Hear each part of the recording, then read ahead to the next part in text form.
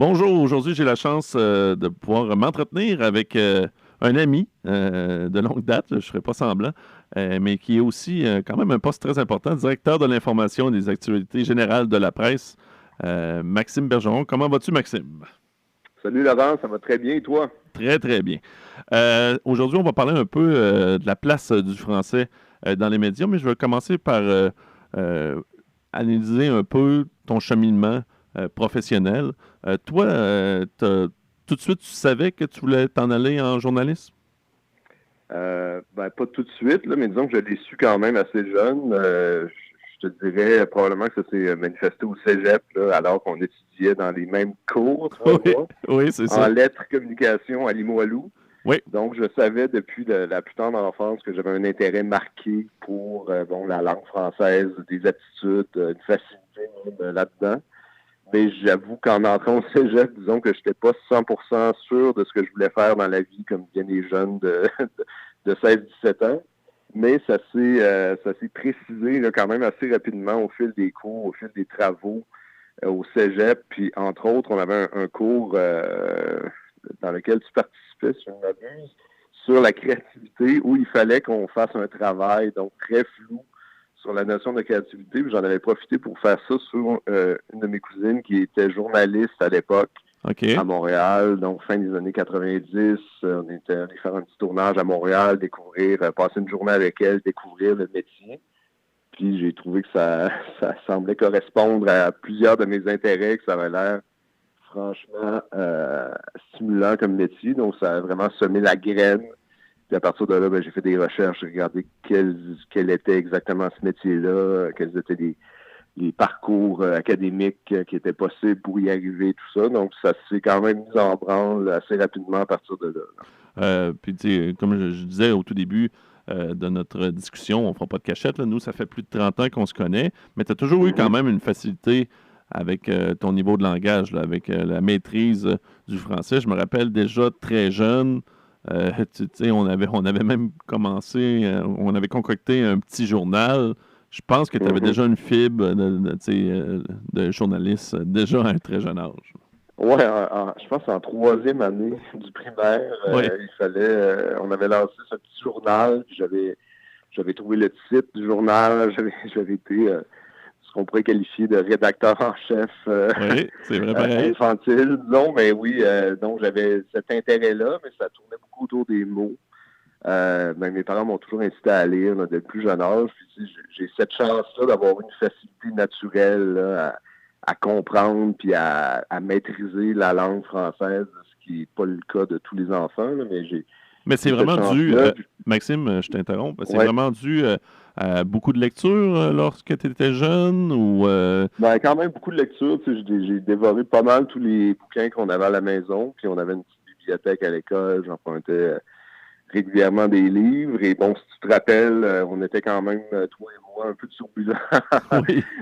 dans l'enfance, mais j'ai eu la chance d'avoir une couple de professeurs qui ont quand même, malgré ce comportement-là, tu sais, aussi identifié cette force que j'avais, disons, en français. Puis je crois que c'était ton cas aussi. Puis plutôt que de nous mettre en punition, nous gronder, ils nous faisaient lire des livres dans le coin. Fait que je me rappelle, j'avais une période spéciale de lecture additionnelle à chaque jour, tu sais, où je pouvais passer une heure à lire des bouquins plutôt qu'à chahuter. Donc, disons, ça a dû contribuer encore plus à développer cette fibre-là. Donc, en rétrospective, on peut remercier ce bon prof qu'on a eu au primaire Ouais, les différents d'avoir su professeurs. canaliser ça.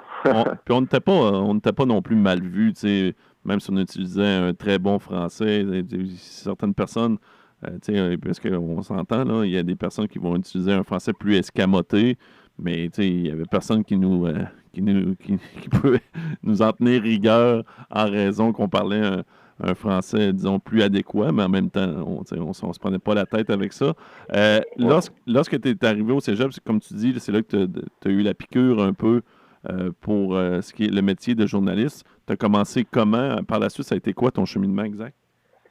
Ben, au cégep, donc, on a eu quelques cours là, orientés autour des médias, mais je me suis impliqué au cégep dans le journal étudiant là, qu'on a même créé à l'époque.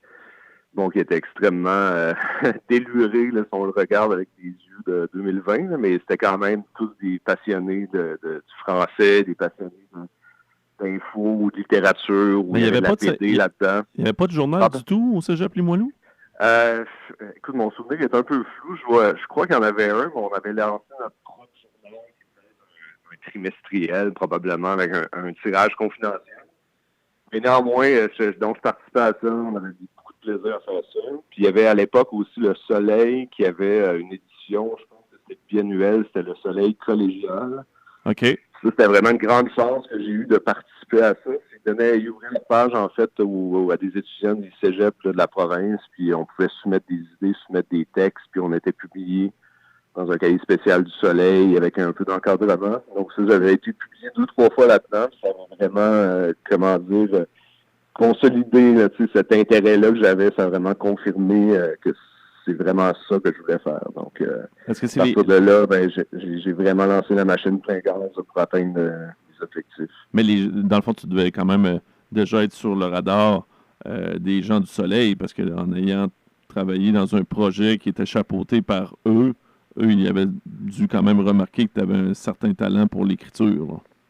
Ben, en tout cas, j'avais fait la une de ce cahier-là, là, ce qui était vraiment une fierté là, à l'époque. Là. Je veux dire, c'était quand même encore la fin de l'âge d'or des médias imprimés, si on veut. Il y a encore plein d'excellents médias au Québec, mais ça se dématérialise de plus en plus. Tu sais, si on regarde la Presse Plus, exemple, qui peut imprimer depuis des années déjà, mais à l'époque, le papier avait encore beaucoup de place, donc d'être publié de surcroît en page couverture, tu sais, c'était, pour moi, ça avait vraiment eu un impact, comment dire, sur mon parcours, mais je me rappelle même qu'il y avait des collègues au cégep, il y en avait 2-3 qui m'avaient demandé de signer la page couverture du Soleil, ce que je devais trouver extrêmement drôle à l'époque. Oui. Et il reste que oui, je me suis mis comme le bout de l'orteil, disons, dans l'embrasure de la porte du Soleil à ce moment-là, mais j'étais encore au cégep, donc j'avais plein des affaires à apprendre, puis plusieurs croûtes à manger. Donc je me suis inscrit après en journalisme à l'UQAM, où j'ai été accepté après mon cégep. Puis une fois, ben, à l'UQAM, tu sais, pas en arrivant à Montréal, est-ce que tu as senti une différence au niveau de la façon que les gens utilisaient le français ou c'était semblable? Ben, comment dire, je suis pas allé m'installer dans les beaux quartiers chics, là. Je suis pas allé m'installer à Outremont. J'étais un gars qui allait à l'UQAM. J'habitais dans un quartier pas trop loin de l'UQAM, assez malfamé. Donc, disons, c'était pas du français châtié que je parlais, mais très précisément autour de moi, là, loin de là. Donc, dans l'environnement immédiat, au contraire, j'avais été plutôt frappé par l'accent local, disons. Mais une fois rendu à l'UQAM, une fois rendu dans mes cours avec des collègues qui venaient des quatre coins du Québec et même d'outre-mer, ben là, j'ai découvert des gens qui, eux, en tout cas, avaient le français vraiment à cœur, clairement. Puis qui en faisaient même une passion. Là. Donc, c'est sûr qu'il y avait quand même, à partir de là, un sentiment d'émulation, puis un désir de se dépasser, puis d'être les meilleurs, chacun de notre côté, en français, en journalisme, d'avoir le style le plus vivant possible à l'écrit, le plus marquant, qui va se démarquer le plus. Donc, ça a vraiment accéléré, je dirais, cet intérêt-là que j'avais.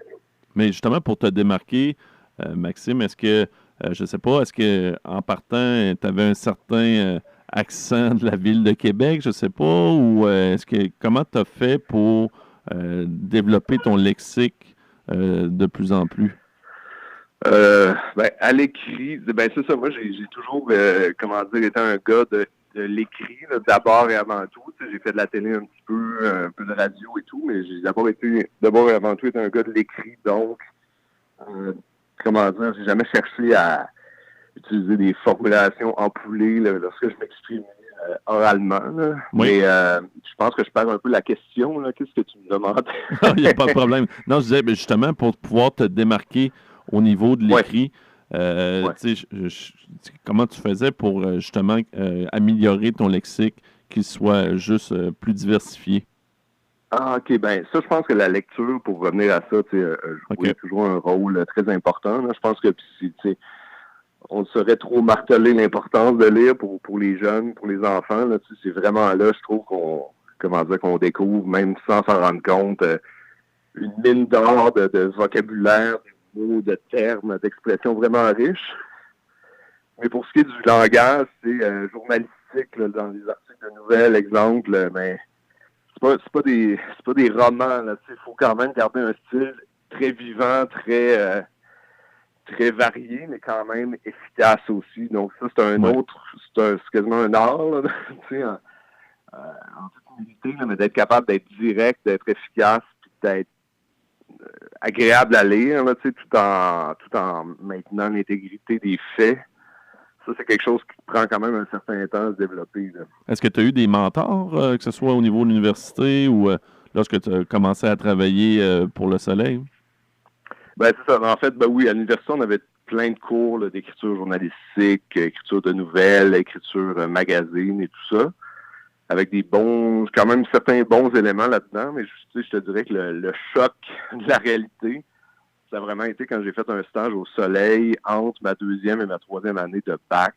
Donc, c'est un stage qui était quand même très couru à l'époque, puis qui représentait une chance en or là, pour un aspirant journaliste. Dans le fond, on passait l'été complet, je pense que c'était 3 mois, encadré de près par une maître de stage, puis on écrivait là, chaque jour dans le Soleil, mais en étant très encadré.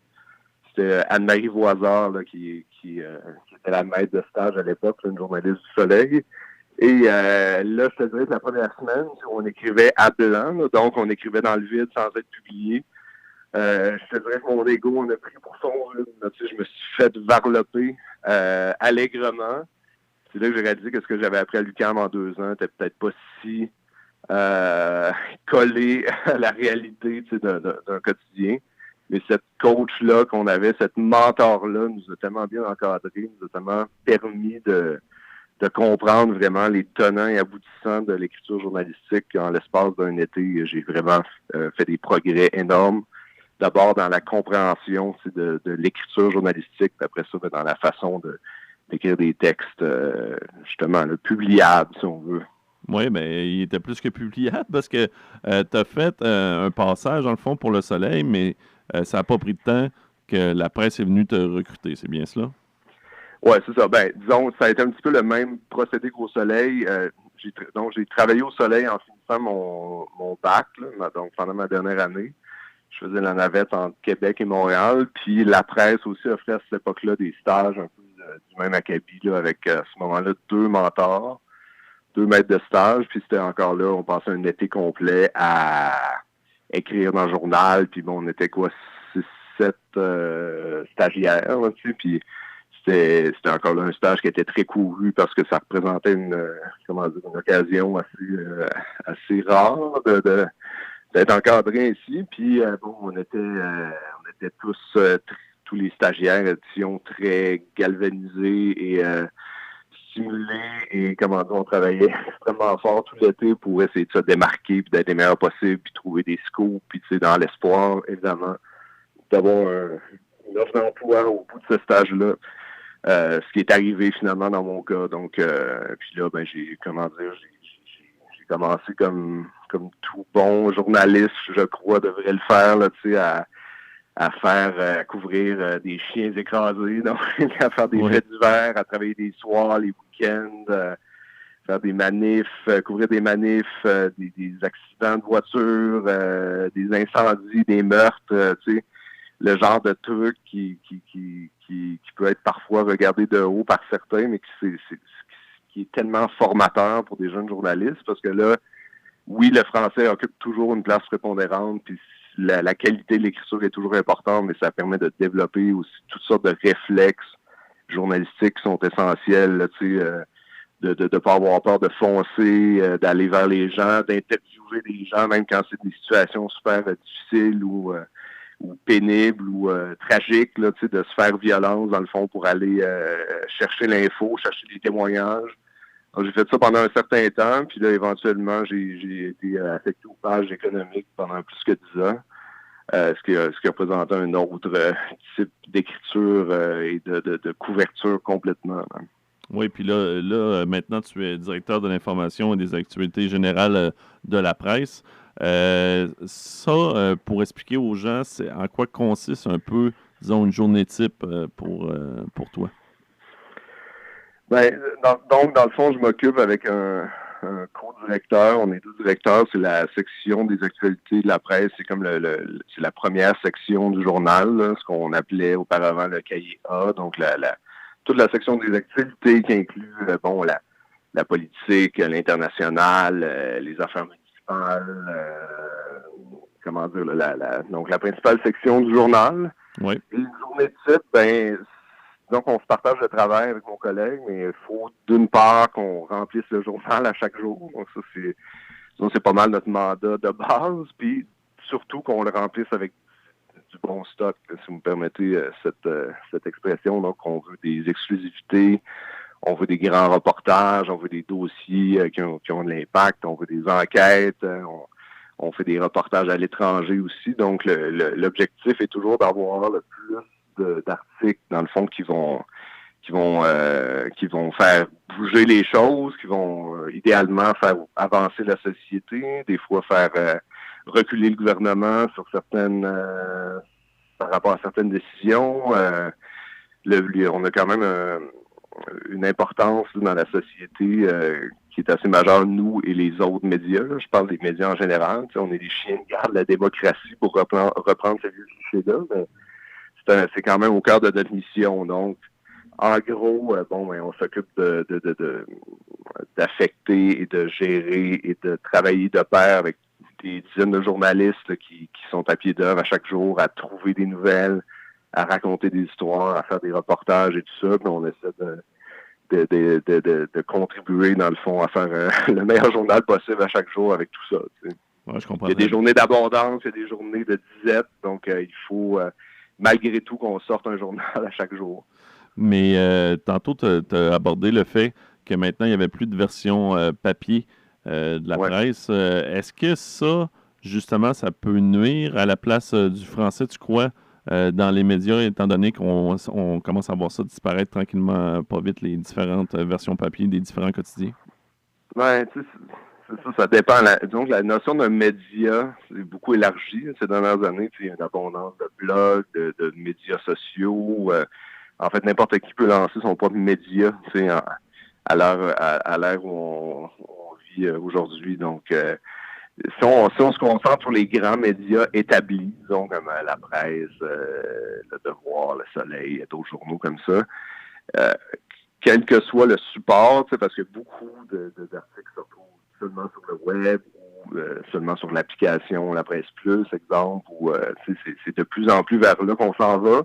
L'impératif de qualité reste toujours le même. Dans le fond, les standards n'ont pas été abaissés parce que le support papier n'est plus là. Puis certains, même plusieurs, ont eu ces interrogations-là. Disons, si on prend le cas de la presse, il y a 7-8 ans, quand l'entreprise a décidé de migrer vers un modèle numérique, ben là, on se demandait, est-ce que les histoires vont pouvoir être aussi longues? Est-ce qu'il va falloir faire des textes super courts de 300 mots? Qu'est-ce qui va changer? Puis, tu sais, en fin de compte, ça n'a pas changé grand-chose. Dans la présentation visuelle, oui, ça a changé évidemment des trucs, puis c'est plus riche ou vivant, là, diront plusieurs, mais en termes de qualité du français, ça a vraiment pas eu d'impact. Puis heureusement. Donc l'objectif est toujours de maintenir la qualité la plus grande possible.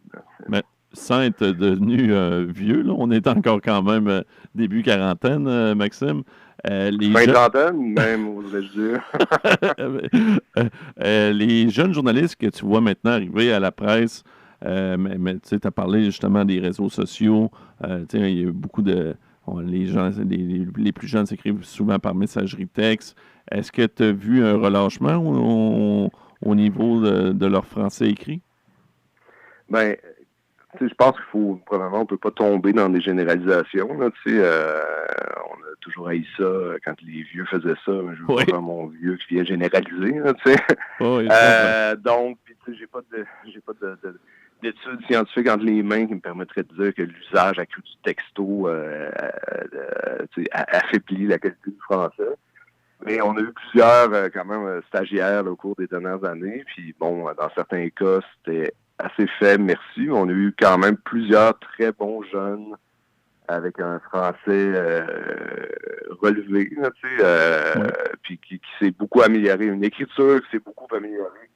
Puis tu sais, c'est un art qui est perfectible, là, l'écriture. Donc, c'est sûr que si la base n'est pas là, tu sais, l'accord du participe passé, puis ce type de choses-là, c'est sûr que ça prend quand même un minimum, évidemment, de talent et de compréhension du français pour pouvoir prétendre à être journaliste, que ce soit à la presse comme ailleurs. Là, donc, il y a quand même une base qui s'impose, là, mais je dirais pas que le niveau est si faible que ça, mais c'est sûr que ça aide plus faible, pas mais non plus. C'est pas, il y a pas eu des tonnes et des tonnes de grandes révélations, disons, ces dernières années, mais on a quand même eu quelques très bons jeunes journalistes qui sont avec nous encore aujourd'hui, puis qui se développent très bien avec un encadrement et tout ça, puis c'est bien normal. Si je regarde tous les textes que j'ai écrits il y a 15, il y a 20 ans, j'ai plutôt envie de me mettre un sac sur la tête. Là, donc, je pense que... Pourtant, je suis certain que c'est pas si gênant que ça, mais c'est parce que dans l'ère qu'on vit présentement, c'est-à-dire un peu de consommation rapide, il y a plusieurs personnes qui vont s'arrêter des fois juste au titre. Tu parlais tantôt de blog, qu'à peu près tout le monde s'improvise rédacteur de contenu de nouvelles. Des fois, ça aurait pu être un peu plus inquiétant pour des gros quotidiens comme la presse, là, comme le vôtre.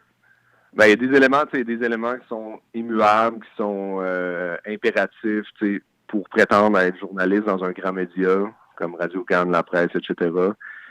Vérification des faits, croisement des sources, corroboration des informations qui viennent de sources, véracité des faits, je veux dire, tout ça, c'est des principes de base, donc sur le fond, ça, c'est absolument essentiel. Puis ça, c'est des choses, évidemment, qu'on doit apprendre aux jeunes journalistes. Puis pour ce qui est de la forme, mais que ce soit dans un grand journal ou même sur un blog ou autre, tout en respectant les faits, faut que ton titre soit bon, faut que ton premier paragraphe soit punché, accrocheur, permet l'anglicisme, et vivant, et que tu aies envie de le lire.